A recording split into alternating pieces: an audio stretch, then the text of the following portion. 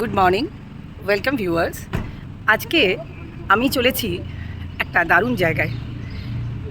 মহারাষ্ট্রে 12টা জ্যোতির্লিঙ্গের মধ্যে 3টে জ্যোতির্লিঙ্গ আছে। আজকে আমি একটা জ্যোতির্লিঙ্গ, যেটা 12টা জ্যোতির্লিঙ্গের মধ্যে 6ঠতম জ্যোতির্লিঙ্গ ভীমাশঙ্কর টেম্পলে দর্শন করতে চলেছি। এটা সহ্যাদ্রি পাহাড়ের ওপর, পুরো রাস্তাটা শুনেছি ওপরে একদম পাহাড়ি জায়গায়। তো দেখা যাক, ভীমাশঙ্কর টেম্পলের দিকে আমি যাত্রা করছি এবং ভীমাশঙ্কর টেম্পল পুনে থেকে যাওয়ার অ্যাপ্রক্সিমেটলি 120 কিলোমিটার। আর যারা অন্যান্য জায়গা থেকে আসবেন, যদি কলকাতা থেকে আসেন, তারা সবাই ট্রেনে বা ফ্লাইটে করে এলে আপনাদের বাই রোড স্টেশন থেকে বাসও আছে, অনেক মহারাষ্ট্র গভর্নমেন্ট বাসও আছে, প্রাইভেট বাসও আছে এবং অনেক রকম প্রাইভেট কারও আছে। তো সেইভাবে আপনাকে পুনেতে নেমে আপনাকে যেতে হবে বাই রোড। তো যাওয়া যাক।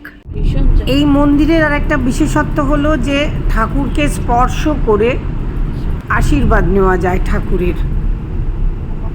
Welcome viewers, moments and memories by Ananya থেকে আমি অনন্যা। তো আছে, শিবপুরাণ থেকে জানা যায় যে সূর্য ওঠার পর যদি ভীমাশঙ্কর জ্যোতির্লিঙ্গে যে ভক্ত স্বচ্ছ মনে ভালোভাবে ভক্তি নিয়ে পুজো করে ভগবান শিবের, তার সমস্ত পাপ ধুয়ে মুছে যায়। এবং মন্দিরের গল্পটা ডিটেলস আমি মন্দিরে পৌঁছে বলবো। এখন মন্দিরের পেছনের হিস্ট্রিটা এই ট্রাফিকের মধ্যে আপনাদের সাথে একটুখানি শেয়ার করতে চলেছি। এই ভীমাশঙ্কর টেম্পল, এটার কাছে একটা নদী চলে গেছে। সেই নদীটার নাম হচ্ছে ভীমারতী, ভীমা নদী অনেকে বলে। এই নদীর সামনে দিয়ে এই নদীটা কিছু দূর এগিয়ে গিয়ে কৃষ্ণা রিভারের সাথে মিলিত হয়েছে। শিবপুরাণ মতে এখানে রাক্ষস ভীমা আর ভগবান শঙ্করের মধ্যে একটা ভয়ঙ্কর যুদ্ধ হয়েছিল এবং এই সময় শিবের শরীর থেকে যে ঘাম নির্গত হয়েছিল, সেই ঘামের ফোঁটা থেকে নাকি এই নদীটা উৎপন্ন হয়েছে। ত্রেতা যুগে রাবণের ভাই ছিল কুম্ভকর্ণ এবং কুম্ভকর্ণের ছেলে হচ্ছে ভীমা। তিনি জানতে পারেন যে তার পিতাকে বধ করেছিলেন বিষ্ণু অবতারের আরেকটা রূপ রাম, শ্রীরাম। তাই ভগবান বিষ্ণুর প্রতি একটা প্রতিশোধ নেওয়ার জন্য ব্রহ্মার তপস্যা শুরু করেন এই ভীমা। ব্রহ্মার তপস্যায় বেশ পাওয়ারফুল হয়ে যায় এবং তিনি ব্রহ্মার কাছে বর পেয়ে যখন শক্তিশালী হয়ে যান, তখন তিনি তার অত্যাচারের রূপটা সবার সামনে দেখাতে শুরু করেন। এই অসুরের হাত থেকে বিশ্ব সঙ্গে বাঁচাতে রাজা কামরূপ তিনি ভগবান শিবের আরাধনা করতে শুরু করেন এবং ভগবান শিবের আরাধনা করতে এটা ভীমা যখন জানতে পারে, তখন রাজাকে কারাগারে বন্দি করে দেয় এবং রাজাও সেখানে একটি শিবলিঙ্গ, কারাগারের মধ্যে থেকেই একটি শিবলিঙ্গ তৈরি করেন এবং সেই শিবলিঙ্গে পুজো শুরু করে দেয় রাজা কামরূপ। তখন ক্রোধে ফেটে পড়ে ভীমা রাক্ষস ক্রোধে ফেটে পড়ে তলোয়ার দিয়ে সেই শিব মূর্তিকে ধ্বংস করতে যায়। শিব মূর্তিকে ধ্বংস করতে যখন গেছেন তলোয়ার দিয়ে, তখন মহাদেব আবির্ভূত হয় এবং মহাদেব আবির্ভূত হয়ে দুজনের মধ্যে ভয়ঙ্কর যুদ্ধ হয়।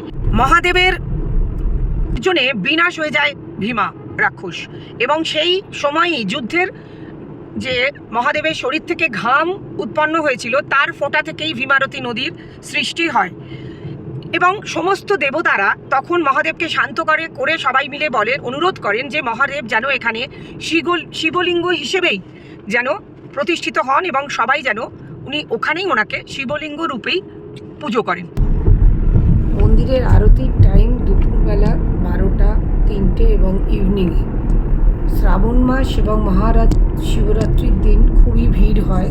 তো অফ সিজনে বা নর্মাল টাইমে মোটামুটি 1 ঘন্টা, একটু টি ব্রেক, বায়ো ব্রেক নেমে পড়লাম। সিজনে বেশ ভালোই, মাঝে মাঝে 2.5-3 ঘন্টাও লেগে যায়।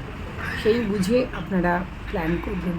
তুকাই বাড়িতে আমরা এসে পৌঁছেছি একটা টি ব্রেকে থেকে, আর অ্যাপ্রক্সিমেটলি 2 ঘন্টা লাগবে। ভীমাশঙ্কর জ্যোতির্লিঙ্গ মোটেশ্বর মহাদেব নামেও পরিচিত। এখানকার শিবলিঙ্গ নাকি অনেক মোটা, তাই একে অনেকে মোটেশ্বর মহাদেব বলা হয়।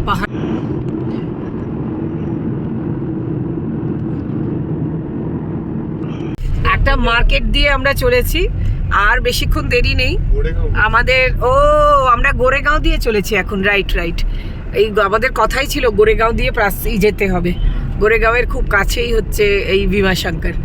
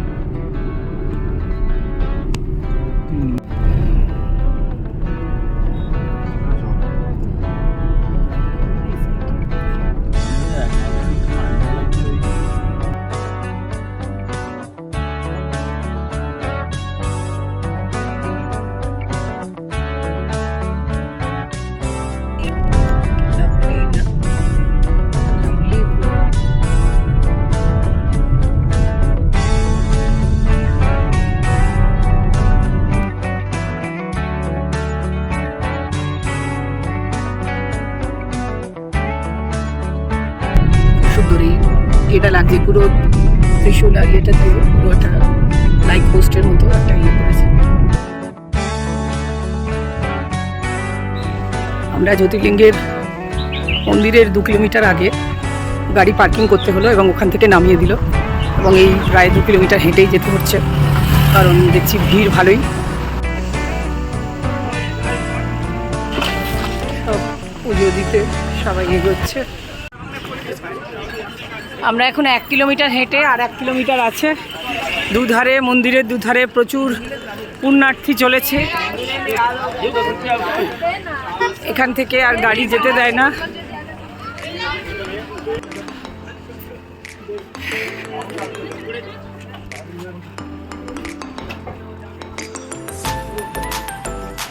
এই মন্দিরের রাস্তায় ঢুকলাম, চারদিকে মালা ফুল এসবগুলো রয়েছে।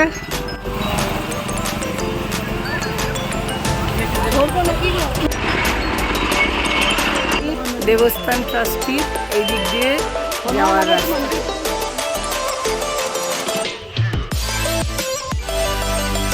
যেরকম দোকান হয় সেই সমস্ত দোকান। রাস্তাটা কিন্তু বেশ সুন্দর। এখান থেকে লাইন শুরু হয়ে গেল, সবাই দাঁড়িয়ে গেছে লাইনে, এত পুণ্যার্থী। आप लोग का दर्शन हो गया क्या? एक्चुअली बाहर से दर्शन किया हमने। अच्छा, इधर से बाहर से दर्शन करने का गेट है? लेकिन पहले ऐसा नहीं अभी। अच्छा, এ থেকে দর্শন করতে চায় তারা এই রাস্তাটা দিয়ে ঘুরে আসছে। আমি ভেবেছিলাম এটা আউট গেট, বাট এটা বাইরে থেকে দর্শন করে চলে এলো। आप लोग का दर्शन हो गया? तो क्या मंदिर अंदर से कितना टाइम लगा दर्शन में? बहुत टाइम तो बहुत लगेगा। हमने क्या किया, उधर कोई लोग है ना, हाँ हाँ, तो उधर से पूछा कि दर्शन हो सकते कैसे। अच्छा, पास है उधर से। वीआईपी किधर से करेंगे? अंदर ही पूछो, मिल जाएंगे आपको। अच्छा, थैंक यू। कोई चार्जेस है ना? हाँ। तो ठीक है, कितना टाइम लगता है approximately? Half an hour? 15 minutes में। ओह, 15 मिनट्स में। Thank you so much. Minute बोलो। वैसे दर्शन तो बहुत अच्छे हुए हैं, मंदिर भी बहुत अच्छा है, लेकिन भीड़ बहुत ज़्यादा है, तो आप थोड़ा जल्दी आना, यानी कि अर्लियर टाइम मतलब। लेकिन मैं तो बहुत तुम किधर से आया? मैं पूना से आया हूँ। পুনা সে मैं भी पुणे से ही आई। কোন প্লাস্টিকের বোতল এবং ইয়ে এখন এখানে নিয়ে যেতে বারণ করছে, এবং এরা ক্লিন করছে। মন্দিরেরই সেবাইতে যারা, তারা লিড দিচ্ছে এটা করার জন্য। এইখান থেকে লাইন দিতে হবে মোটামুটি ভেতরে ঢোকার জন্য। আমি ভিআইপি টিকিটের সন্ধানে এগিয়ে চললাম সাইড দিয়ে। এখানে যারা লাইন দিয়ে আছে তারা নর্মাল দর্শন করবে, আর অ্যাজ এ ইউটিউব ব্লগার আমি এটা কভারেজ করতে এসেছি শুনে ওরা একটু প্রেফারেন্সই দিল আমাকে। আমি এখন ওই ভেতরের ওই সিঁড়ি দিয়ে দিয়ে নামছি। এখানে মোটামুটি অ্যাপ্রক্সিমেটলি 350টা সিঁড়ি আছে, যেটা নিচে গিয়ে দুধারে পুরো মিষ্টির দোকান, বিভিন্ন রকমের এখানকার মাওয়া পেড়া বা খুবই মানে ফেমাস। তো এই সেই দিকে আমি এগিয়ে চলেছি মন্দিরের দিকে।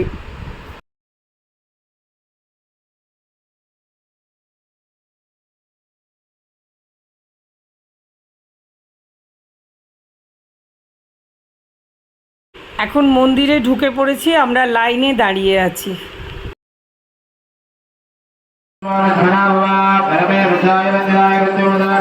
लाइने दाड़िए আছে, একটা করে শিবের পরে নিয়েছে। आप लोग किधर से आया दर्शन के लिए? किधर से आया? नासिक से। अच्छा, ये लोग नासिक से दर्शन के लिए आया। একটা বড় টিভি স্ক্রিনে ভেতরের গর্ভগৃহে দেখা যাচ্ছে যেখানে শিবলিঙ্গ রয়েছে। খুবই সুন্দর পরিবেশ।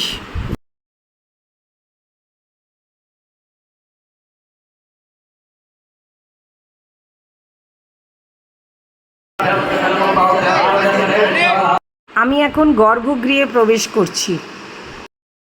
ভেতরে ছবি তোলা নিষিদ্ধ, তাই আমরা বাইরে থেকেই কভারেজ নিলাম। কিন্তু মন্দিরের দর্শন খুব সুন্দর হলো।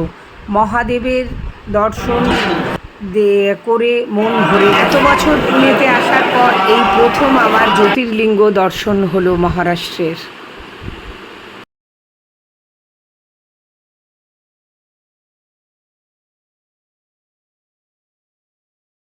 মন্দির থেকে বেরিয়েই একটা নবগ্রহর মন্দির, সেখানে দর্শন করে একটা অদ্ভুত জিনিস দেখলাম। এখানে যজ্ঞ হচ্ছে, বছরে একবারই এই সময় 4 দিন ধরে যজ্ঞ হয়। বিভিন্ন জায়গা থেকে, বিভিন্ন দেশ থেকে পুরোহিতরা এসে এই বিশাল যজ্ঞ করে। অসাধারণ এক এক্সপিরিয়েন্স করলাম।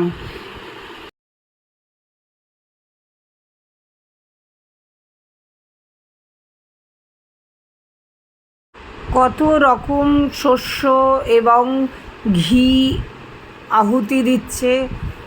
এত রকমের মানে পুরোহিতরা এসেছে বিভিন্ন জায়গা থেকে। খুবই ভালো দর্শন এটা হলো আমাদের। তাই আপনাদের সঙ্গে ভিউয়ার্স একটু তুলে ধরার চেষ্টা করলাম। মামার প্রসাদ বিক্রি হচ্ছে সমস্ত।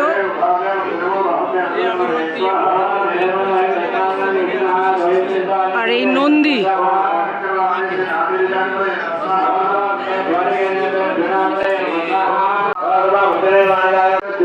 108টা প্রদীপ দিয়ে।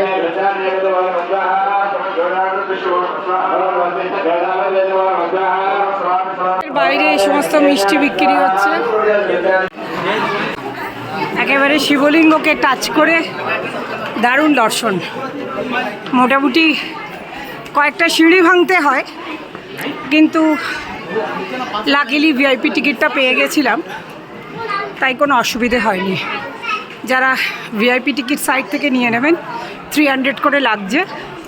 আদারওয়াইজ আজকে মে ডে বলে, ছুটির দিন বলে লাইনটা ভালোই।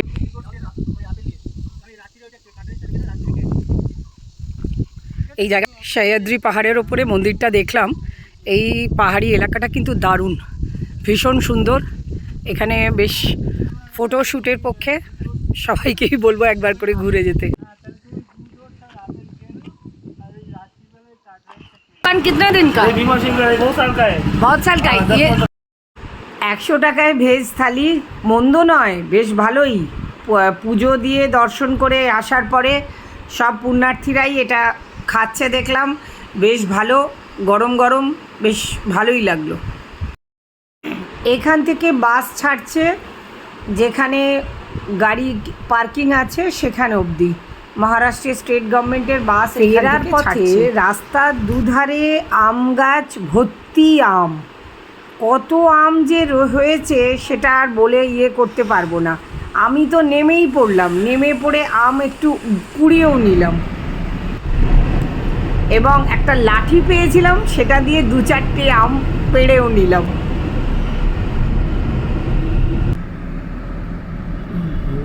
পিসি ভাইপোর এবার অ্যাডভেঞ্চার দুষ্টুমির দেখাতে চলেছি আমি। আরেকটা নে, তুই নে নে নে, আরেকটা নে। আমি বলে দেবো, আমি পয়সা দিয়ে দেবো, তুই নে না। এই তো এইটা নে, এইটা, এই যে এই ওইটা নয়, এইটা আরো ভালো। এইটা দাগ আছে, থাক না, থাক নে তুই। আমি বলতে পারবো না। এই পাথরটার উপর দাঁড়া। আরে পড়ে যাবো আমি ওইরকম করে। আমি এইটা নে। আচ্ছা নে। ভাইপো বেশ ভয়ে ভয়ে পারছে। যদি কেউ ফেরার ধরে, পথে পিসি বলেছে ধরলে পয়সা দিয়ে দেবে, তুই উঠতে টেনশন উঠতে- নিচ্ছিস কেন? একটু চায়ের জন্য রিল্যাক্স করতে নেমে পড়লাম, হাত পা ছড়িয়ে নিয়ে আবার আমাদের বাড়ি ফেরার পথে।